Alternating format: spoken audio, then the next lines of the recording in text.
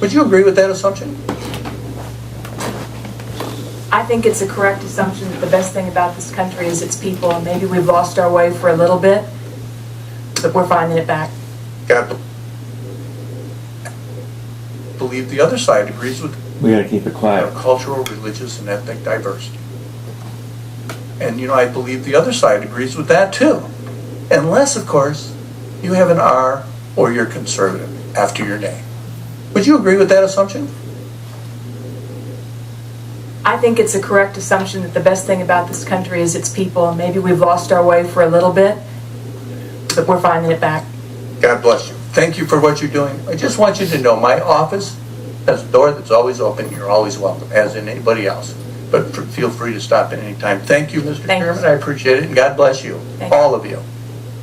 I thank the gentleman from Michigan, and I go now to the gentleman and friend from Texas, the Honorable Judge Poe. I thank the chairman and the ranking member for letting me sit on the committee today. Ms. Engelbrecht, have some questions for you. So short answers would work okay. Okay. Have you, after you started King Street Patriots and True the Vote, were you visited by the FBI? Yes, sir. Were you visited by the FBI terrorist squad, or whatever they call themselves, that investigate terrorists? Yes, sir. How many times did you have either meetings or conversations with the FBI? There were 6 inquiries. Were you visited by OSHA? Yes, sir. How many times? Once. The ATF? Yes, sir.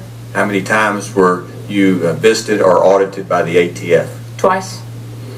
And you were also visited by the Texas Commission on Environmental Quality? Yes, sir. The state agency of the EPA. Is that correct? Yes, sir. The IRS, how many times? 2 personal audits, 2 business audits. At some point, did you believe you were under some criminal investigation? At some point, I didn't quite know what to think. Did you come to me and ask for a FOIA request to see if you were being investigated criminally? Yes, sir, I did. And we got a response from the FBI. Yes, sir, we And did. they said what? They said that they were not. They were not investigating you for criminal enterprises, Correct. to your knowledge. Correct. Do you think that, well, let me ask you this. Were you, at any time after you started these 2 groups, harassed by so-called liberal or progressive groups? Yes, sir. On a very regular basis. What does that mean, harassed? Well, I think it can mean many things, but speaking falsehoods, bearing false witness, trying to take something like election integrity and turn it into something that divides us instead of unites us. And in your opinion, were you harassed by legislators? Yes, sir. Do you believe that there should be a special prosecutor to investigate the IRS? Yes, sir. In 2013, on May the 14th, I sent Eric Holder a letter. Are you aware of the letter that I sent him asking for a special prosecutor and asking a bunch of questions about the IRS? Yes, sir, I am. I have not received a response from Eric Holder on these. Have you received a response? No, sir. Were you asked by the FBI, or the IRS rather, to produce all of the tweets that you ever tweeted? Yes, sir. Facebook posts. Yes, sir. Did you comply with that? I don't do Facebook or Twitter. The IRS, they wanted to know all the places that you spoke publicly. Yes, sir. Did they want copies of your speeches? Yes, sir. Let's get this correct. The federal government wanted a copy of a citizen's speech in a public forum. Yes, sir. Did they want to know where you were going to speak in the future? Yes, sir. Did they want to know the names of the groups you spoke to? Yes, sir. Did they want the mailing list or the attendee list of the people that were in attendance at the places that you spoke? Yes, sir. They wanted the speech. They want to know where it was. They want to know what you said. They want to know who was there. Yes, sir. Do you find that a little oppressive? Find it highly Do political. you think that the United States Constitution lets the federal government swoop in and kill the right of free speech by demanding all of this information? It's not what the Constitution was built to do.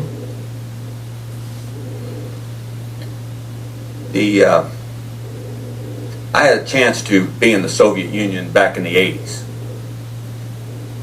The people were totally oppressed by government. They were afraid of government.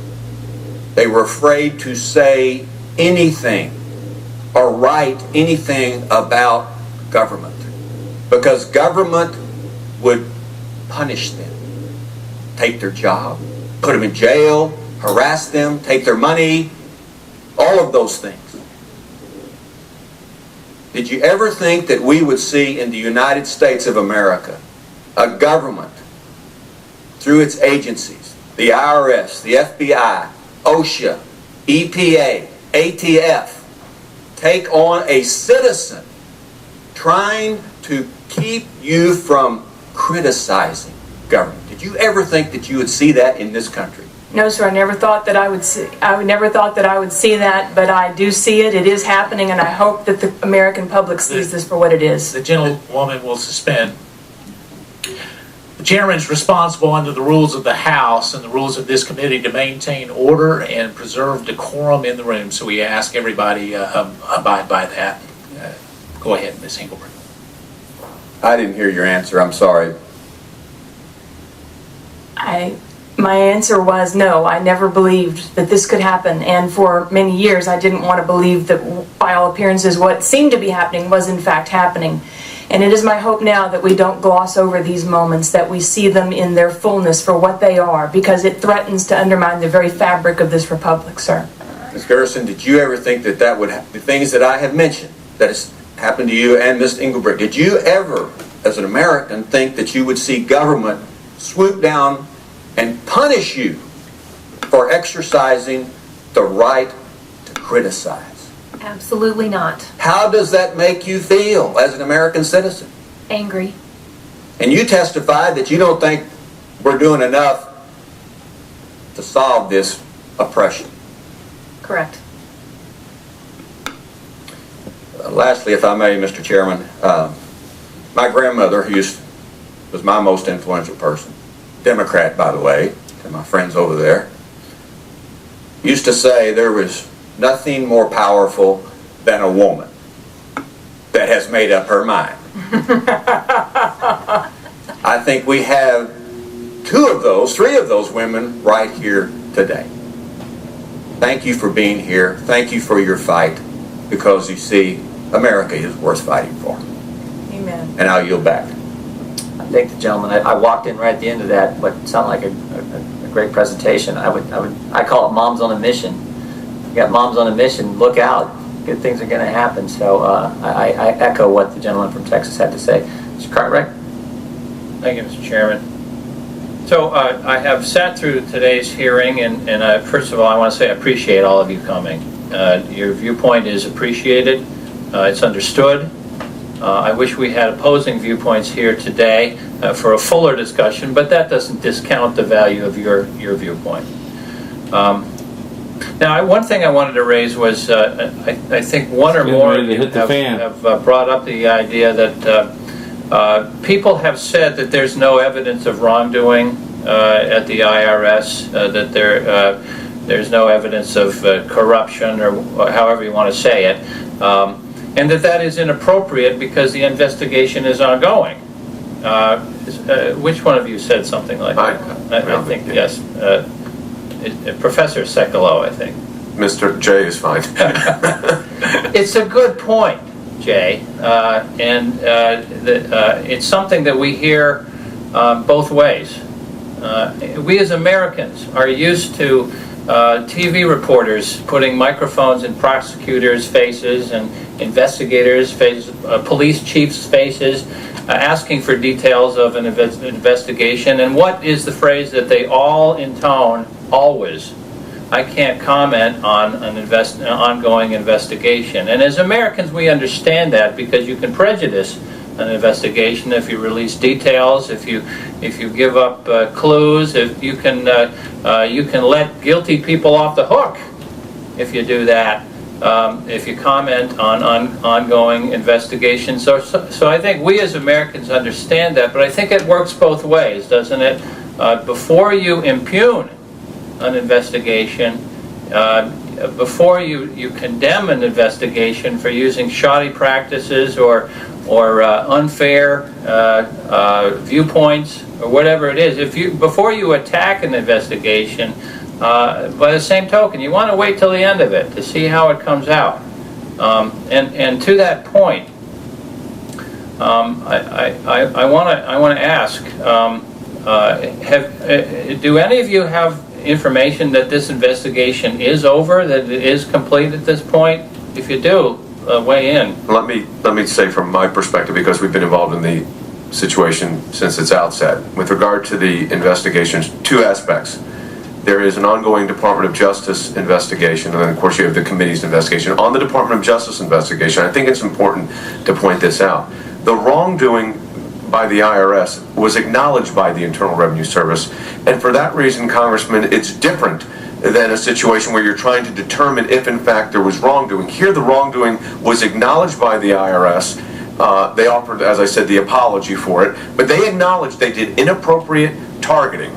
That's number one. So the agency, I want to say, Professor Sekulow, we are on this entire committee on both sides. We're in a high state of outrage when we first found out about it, but the answer is that no, we have not heard from the Justice Department that they are complete in their investigation. And I want to make the point that maybe, just maybe, it would make sense for all of us as Americans to step back and let them do their work before we attack their methods or their conclusions. When perhaps I only have limited time. I understand.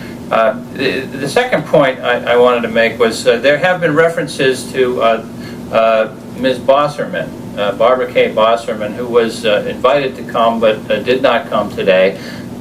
It is highly irregular. It is really unprecedented to haul an investigator in before a congressional committee in the middle of an investigation for the very same reasons I just discussed, because it can prejudice an investigation, because it can really foul it up.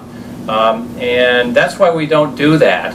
But some of you, one or more of you, have said that Ms. Bosserman was leading the investigation. And I wonder, is any of you privy to who's leading the investigation? Because Attorney General Holder testified, I believe it was in the Ways and Means Committee, no, I believe in the Senate. He testified that Ms. Bosserman is not, in fact, leading that investigation. So if one or more of you is privy to information that she is, in fact, the lead on this investigation, now is the time to share your information with us. Well, let me do that. To clarify this for you, Congressman, our office, and I believe we're the only ones so far, had a conversation with the Department of Justice. The highest ranking official on that call was Ms. Bosserman. And again, I want to be very clear, and I appreciate you giving them a moment to do this. We are not disparaging her credentials at all. It's raised issues, significant issues.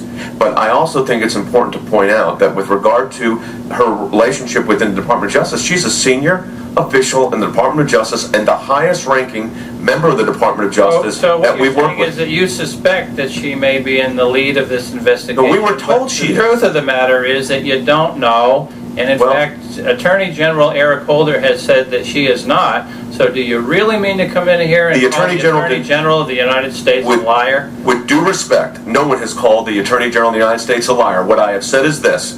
We have been told that the highest ranking official at the Department of Justice, Congressman, is Ms. Bosserman. And that is what we've been told by the Department of Justice. Mr. Sekulow and Mr. Cartwright, the Attorney General didn't say that she was not the head of the investigation. He did not know her, is what he said. He said she's part of the team. What Mr. Sekulow has said is she's the highest ranking official part of the team, which would lead one to believe she's heading the investigation. Plus we have what took place in practice. People we have interviewed, the committee staff has interviewed, which your minority staff was in those same interviews, told us the person asking them the questions when Justice Department interviewed them was Barbara Bosserman. Correct. So any logical person, anyone with a brain can figure out she's heading the investigation. The only one who won't admit that is the Attorney General and the Democrat members of this committee. Anyone can figure that out. Of course she's heading the investigation, and oh, by the way, and this is the underlying point, she gave $6,750 to the President and the Democrat National Committee. And she should have recused herself by the plain language of the ethics rules in the Justice Department. And you can defend her, and you can send me a letter and say she shouldn't come here. Don't subpoena her, don't bring her in to answer the questions. You can do all that, and you can also say no liberal groups were invited. In fact, I would ask you, tell me one liberal group you wanted to invite.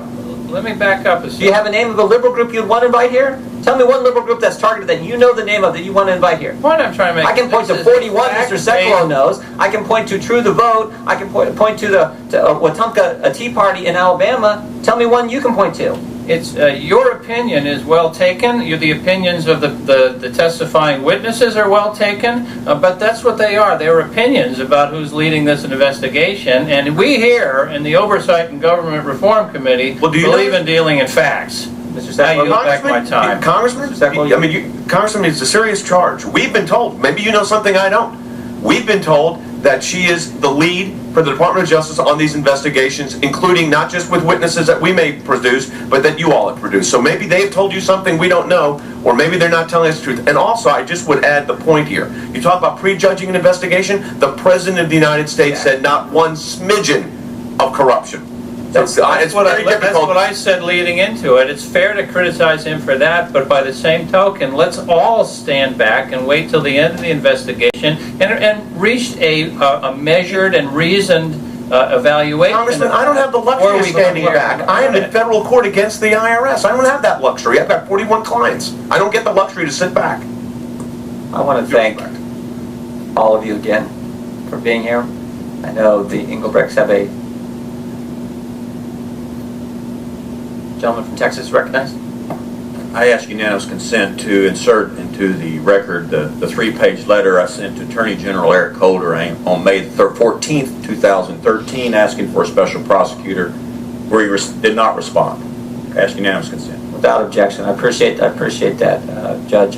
Again, the Engelbrechts have a plane to catch. I know. Clevie, you have one? I have one quickly? question. I have one question. Go ahead.